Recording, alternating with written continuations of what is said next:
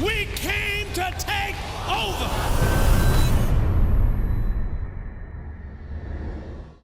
And I know you got some of you are sitting there going, isn't this an actors panel? It is. But here's the thing, when you find what you love to do, if you don't have a why, it doesn't really make much sense. Does that make sense?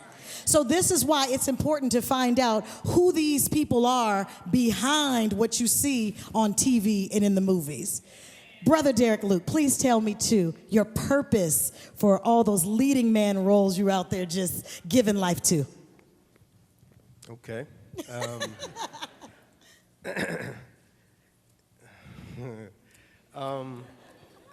I'm really just listening in class. I used to practice going last, and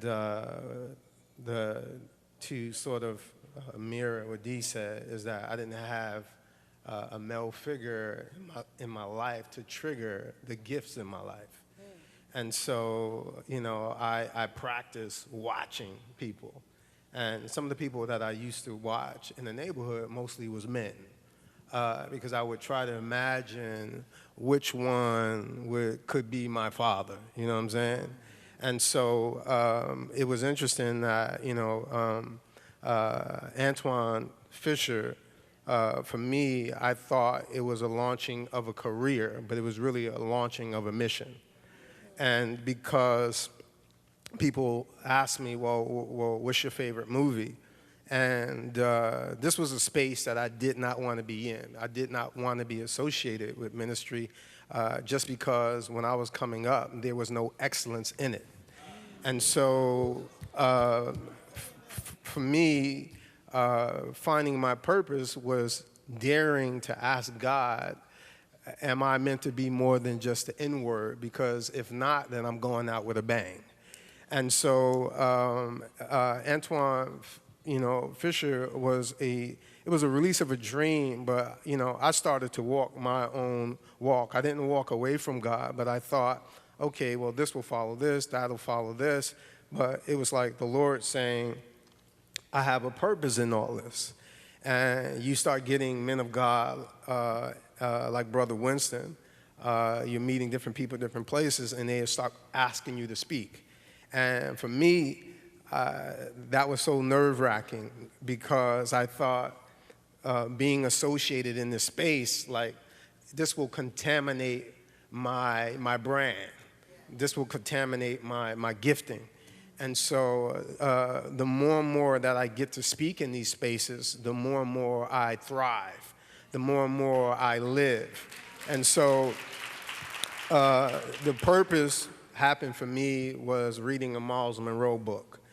And Miles, he made me evaluate life in no other way. And I began to look at everyone that I would meet, that everybody has a gifting and that everybody has a call. And I remember the Lord was saying, Derek, you celebrate birthdays, but I celebrate purpose. And so in Hollywood, I kept just wanting in my mind to do movies where you just blow people up, shoot them and whatever, but my heart was calling out for purpose. And I thought, man, I'm in the dream job, but I am at times miserable because my focus and my help was to help men, but I just didn't want that label. I didn't want that label as the dude that just does these type of movies. But I tried to do other movies and, you know, good experiences, but God keeps pointing me towards men. And because I was that boy on the step, you know, and watching men on my street, waiting for something, for someone to encourage my gift. So purpose for me is basically the reason why God created me. Yeah. And so the reason why he created you, that's his intent. And so I studied and meditated God's intent for me.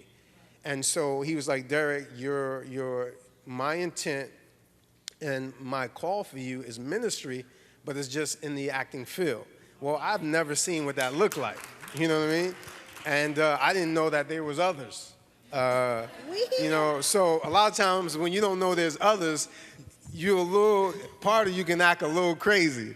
You know what I'm saying? Because you feel like, man, well, nobody's really watching.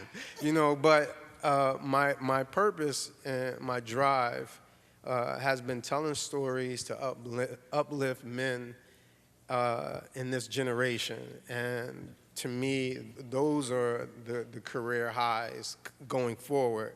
And that's how I celebrate and define purpose.